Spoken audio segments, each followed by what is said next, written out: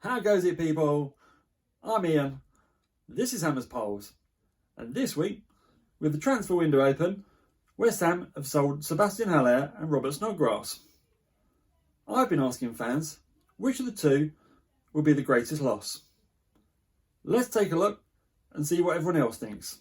And if you enjoy the show, give it a thumbs up, leave your comments down below, and don't forget to hit the subscribe button. And we'll see you next week.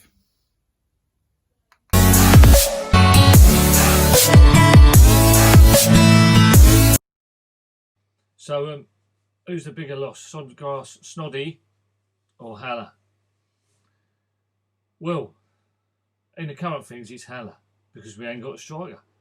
Typical West Ham, commit suicide when we're doing all right, and sell your striker. So now we don't have a proper striker in the team. Yes, he was lazy. Yes, he had the turning circle of an iceberg, but at least he was a striker and supposed to know where the goal is. So he's got a few goals. Not brilliant, but, you know, at least he's a proven striker.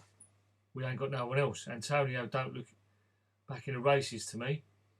He looks a bit ginger, not back to full fitness. So we need someone, and we ain't got no one lined up. So that makes me pretty cross. That's grinding my gears right now. That there's no one in the frame, and I'm upset about that. We took a 20 million loss, and left ourselves in a mire. Bad. Snodgrass, gotta love him to pieces. Great player. Really gives his heart and soul for the club whenever he run out on a pitch. And I don't really understand why Moyes sold him. I'd play him a lot more. You know, he's a good team player. I would have kept him really, but you know, he is a great loss. Snoddy, as I said, for his commitment and endeavour, and he knows where the goal is. He scored some great goals in his time, important ones too. So you know, they're both losses, but currently I think Haller is the greater loss because he's the only striker we got. Whereas Snoddy's positions, you know, there are people that can fill in.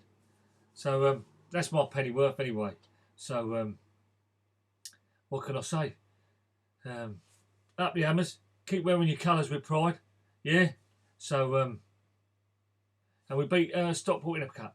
So we're into the next round. Bring on Doncaster Rovers at home. All right, take it easy. Keep smiling. Up the Hammers. Come on, you boys. So, question for this week is who will prove to be the biggest loss for West Ham now that Snods and Haller have both left?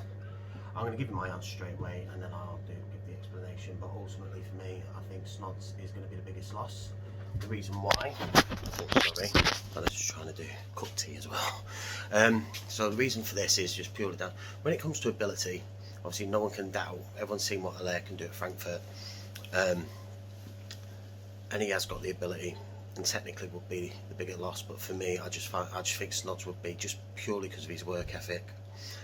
When you take into account things like what he does around the club, what he's done for little Isla, stuff like that, you can't imagine Haller doing anything like that. Also, if you look at the argument, work rate over ability, some would argue when Nani come onto the scene, he was more gifted than Ronaldo. Some people would argue that, but Ronaldo trained hard every day, did extra hours in training, had the right attitude, the right work ethic, and look where he is now. Obviously, Snods and Haller are nowhere near them type of players, but it's a comparison where it shows that hard work pays off, and that's all us West Ham fans all we've ever wanted. And also take into consideration the difference in their messages when they left. Snods was putting about that he's gutted, you know, thankful to play for West Ham. Haller was like, well, it weren't my cup of tea. I've been in contact with Ajax for months. You know, so for me the biggest loss is always going to be Snods on that one. But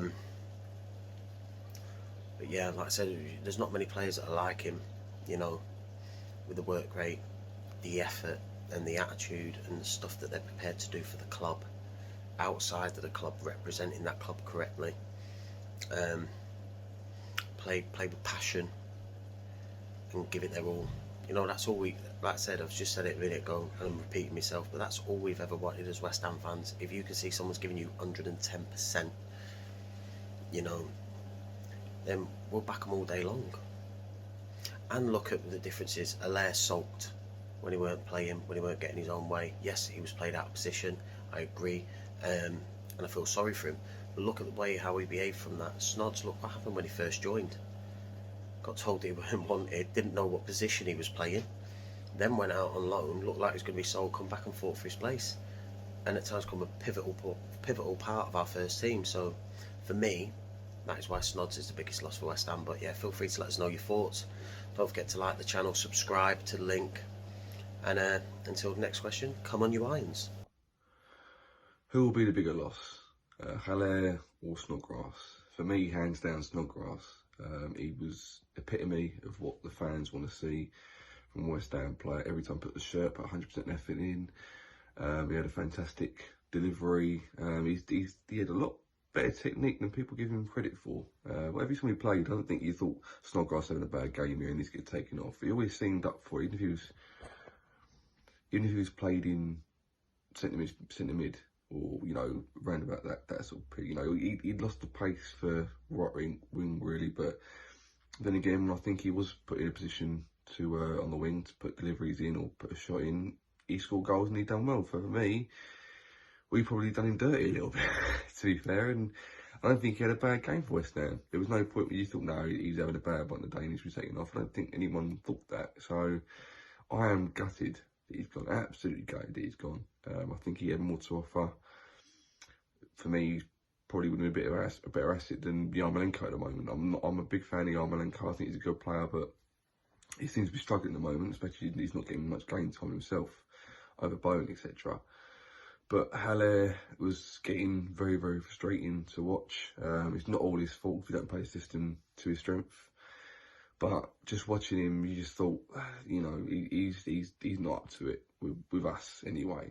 And then you hear that, you know, he's known about the move to Ajax for months, which probably played a part in his performances, that he wasn't giving 100% and wasn't giving everything he can to the cause, which is a shame and it's a letdown and probably a bit snaky, to be honest with you.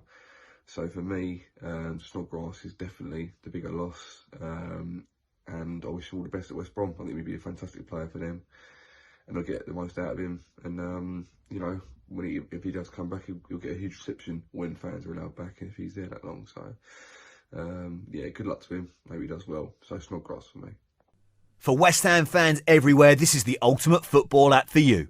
Never miss a thing with the latest West Ham news, gossip and social stories as they break. Download the free COY Irons app now from the App Store and Google Play.